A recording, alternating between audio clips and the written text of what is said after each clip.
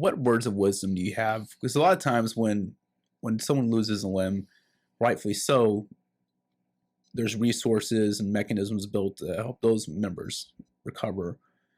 But what words of wisdom do you have to offer or have shared with other people that lost limbs and your advice to their families? So it's funny that you bring this up and talking about working with the Airman Leadership School as their mentor.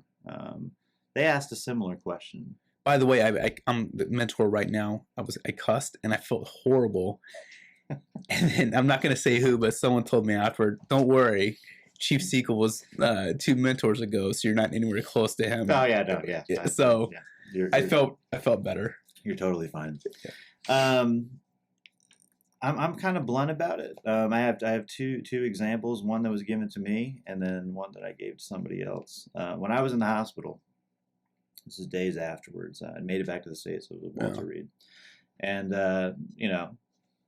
my wife had left the room. She was gone. I was by myself, looking at what remained of my left leg. It was definitely a lot shorter than I remembered it, and so I'm trying to sort out life and liberty. Yeah. And this guy walks by. He was a night charge nurse. He had a clipboard, looked really official. And he's standing at the door and he's assessing me. I can tell I'm being assessed. Yeah. And then he kind of made this shrugging motion and said, "No, you'll be all right. I've seen worse." And then he walked off. I think I was thinking in my head up to this point that this is a catastrophic, life-changing event. And this is like within like the first couple weeks, right? Couple of days. Couple of days. I mean, yes. Okay. So you're still. I'm like. Yeah. Gotcha. All over the place. This is a huge deal to me. Yeah. And here comes this guy. That's just. You're gonna be fine. Blocks off. So what do I do with that? Yeah. So I just decided to be fine. I don't know why. I didn't know what it meant. But that guy thought I could do it. So I just latched onto that. That goes into so many more ins and outs. But a good friend of mine, Brian Williams, he was also a dog handler. About 2 years after I got hurt, he also got hurt and lost his leg.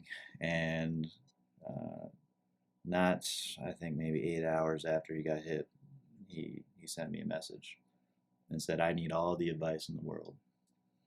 And guess what I thought to say to him?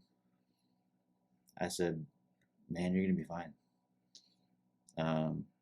You just got to take it day by day." And there's so much more. But I think when these things happen, I think it's important to tell people it's going to be okay. Yeah. Because it can be okay. And people don't want to hear the master plan that you lay out because it gets too complicated too quick. They're not even listening at that point. When you're in crisis, you only have the capacity to absorb so much. Yeah. Oh, this is wrong with you. Well, let's turn to page 57 and read paragraph 5. It'll tell us what to do.